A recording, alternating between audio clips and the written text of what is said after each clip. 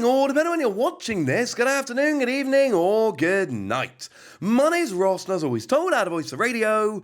So today, I want to continue a series that we've been doing lately, which makes me very happy. It's a very positive series. And I want to ask the question, was Crown Zenith actually the best set ever? Now, there are a bunch of sets where we look at this and we ask the question, was it the best set ever? Was it really good? And I don't think Crown Zenith is one that people necessarily think of. And yeah, I've been thinking about this a lot lately, and I've seen some people posting about the fact that it's actually got way better pull rates than Evolving Skies, which is a fair point to make. And actually, the more I think about this, the more I think, you know what? Crown Zenith might actually be the best set ever, and I don't say this lightly. I think Crown Zenith is a massively underrated set. And you know what the awesome thing about talking about this now is? Crown Zenith is still readily available. Now, I'm not saying everybody in every area around the world can easily go and buy Crown Zenith. Not saying that for a second. I absolutely am saying that every time I go to events, the vendors have got Crown Zenith, and I go to a lot of events. I'm telling you that in the UK, Crown Zenith is very readily available.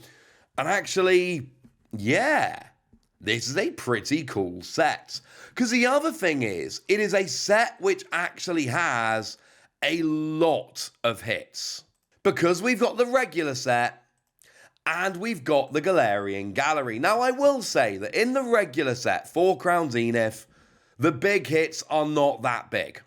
I acknowledge this. But they are extremely cool. Now, in terms of the big hits from the regular set, you've basically got a Lesser Sparkle, which is about a $15 card. You've got that Pikachu, which is about a $7 card. And then you've got Friends in Sinnoh and Friends in Hisui that are $6 cards. I understand these are not huge in terms of value, but they are immensely cool cards, and they are cards that an awful lot of people are going to get excited about. They're cards you're going to open, you're going to pull, you're going to feel happy. But that's just the main set. And then obviously, we've got a reprint of Radiant Charizard in there. We've got the alternate art Charizard V-Star. There are some cool things in there.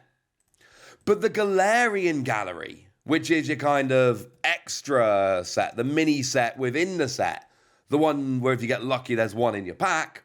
That is where the set really, truly comes into its own. Because, look, there's a $75 card in there. It's the Giratina. The Akira Igawa Gold Giratina. And Igawa lately, with some of the cards they've done, has made collecting their cards extremely awkward and extremely expensive. But Giratina is one of the best cards in the game. It's probably, as I recall this, the best deck in the game right now. And I will say Knoxville Regionals did make that a little more awkward, but certainly over the past couple of months, it's been the number one. And here's a fancy gold version of it. But let's not forget you've got the Arceus, which is about a $55 card. And then we've got the Palkia and Dialga, which are $35 cards. These are very cool cards, and it's not just about the value. My argument about Crown Zenith is not just about the value. It's about the fact that between the regular set and the Galarian Gallery, you've got more chances to pull cool cards. And the cards available to pull are amazing. Now, in terms of value in the Galarian Gallery, there is also the Mewtwo, which is about a $45 card. You've got the Leafeon, which is about a $20. And then there's a bunch of others which are around the $15 to $20 mark that are cool. But they're not the most valuable out there. But the cool thing about this set is that if you're opening packs of Crown Zenith, you are going to be pulling cool stuff left, right, and centre. There are going to be hits coming, and it's one of the things I love about sets like Crown Zenith. Because you've got the regular set and the Galarian Gallery, it just makes it so much easier to actually go and pull all of these cool cards. Let's just ignore value for a minute, okay? And let's just focus purely on, hey, you know what would be cool? Pulling some cool stuff, right? Should we go for that?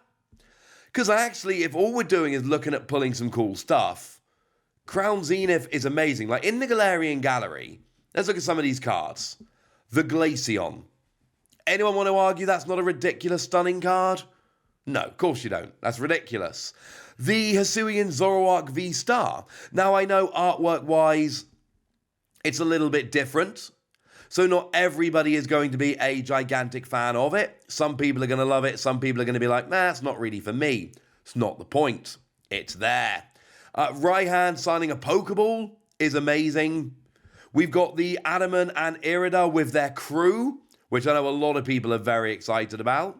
We've got Cynthia with the Gastrodon, who's got a satchel, which is ridiculous.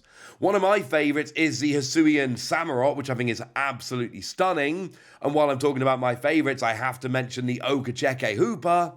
And then, of course, you've got the Regigigas V-Star, which is an extremely cool card as well. And they're just the V-Stars. We've also got all of the regular cards coming in here, like the Hisuian Voltorb.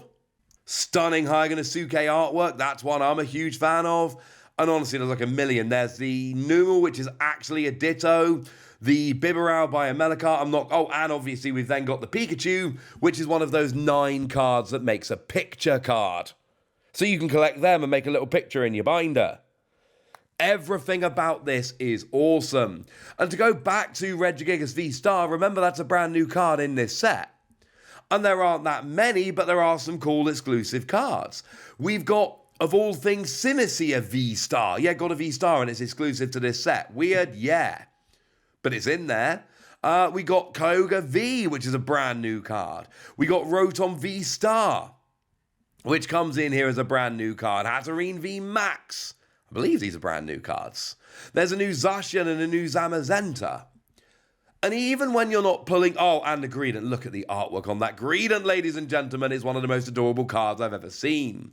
And the point I'm making here is that even where you're not pulling the big quote-unquote money cards, there's so much cool stuff coming in here. And there's so many opportunities for hits. You can open a pack that's got the Pikachu as your kind of rare slot card, while also opening one of those amazing Galarian Gallery cards, as an example. And that's one of the things that makes this set so cool for me. The combination of having a cool main set plus an amazing Galarian Gallery is awesome, but there's also just a bunch of amazing cards. And look, playability-wise, this was not a set that shook up the metagame. And I'm not arguing that it's a set that shook up the metagame, alright? It didn't. I think Regigigas V-Star is amazing, and I love that it has actually seen some play and it's had some modest finishes at regionals, but it's not exactly a stunning card. Simicia is flat out terrible. No one's playing Simicia. It's not good. And there were a bunch of cool reprints in the set. There was a reprint of Rotom V to go with the V-Star, which was lovely, but it wasn't necessarily needed. We had a reprint of Charizard. But the Radiant Charizard, the really good one. But again, we didn't really need it. It's actually the third different set in which it's been printed. Playability-wise, this wasn't such a cool set. And if we're talking about the best set ever, maybe that takes it out of the conversation for some of you. Maybe that dings it. And if it does, that's okay. But there's so many, there's things like Melakar did a bunch of random cards like Rescue Carrier and Trekking Shoes and Ultra Ball. Just these alternate art trainer cards in their very distinct style. We didn't need these cards. These cards didn't do anything for us other than just give us fantastic alternate artwork. But we did get these cards, and they did give us fantastic alternate art. And that's one of the things I adore so much about this set. It's this weird mixture of decent main set, stunning Galarian Gallery, which are actually going to be much more likely to pull than, some of the other main sets. But then we've also got a bunch of cool reprints and a bunch of alternate arts. And, we had stuff like Eternatus, the Radiant Eternatus and Radiant Chargerbug. Brand new Radiant Pokemon that couldn't be seen anywhere else. They've not seen any play. And I love Radiant Eternatus, just to be clear. The fact that you can play it down and just get 2 VMAXs straight onto your bench using your Radiant Pokemon. There seemed to be so much potential in there, and there kind of was. Never worked. But just the fact that we had these 2 new random Radiant Pokemon is just awesome to me. I adore this. I think it's wonderful. And you know what? Maybe in the long run, some people aren't going to love this set as much as I do. I think this set is genuinely, legitimately up there. With the pull rates, with the fact that it's got some of the best artwork you will ever see in the Pokemon TCG, with the fact that the main set's got a bunch of cool reprints in, a bunch of cool alternate arts. This was a set that was basically a whole bunch of secret rares and then a catch-up of stuff that Japan had that we didn't. But I think it's just turned into such an amazing set, and I absolutely adore it. Right, there we go, ladies and gentlemen, that's my argument, and now it's over to you guys. Do you think Crown Zenith is actually one of the best sets ever, or were you not such a fan? Let me know in the comment section. Go nuts! Be nice! And then make sure you like this video, subscribe to this channel, follow me on Twitter at TheWasi. That's where we talk about Pokemon and a whole bunch of other card games. And please do consider checking out patreon.com/PTCG Radio, where you can support the channel, get some bonus podcasts, and all kinds of fun things. But by far the most important thing as always, look after yourselves till next time, would ya? Thank you very much for watching. My name's Ross, and you've been watching PTCG Radio.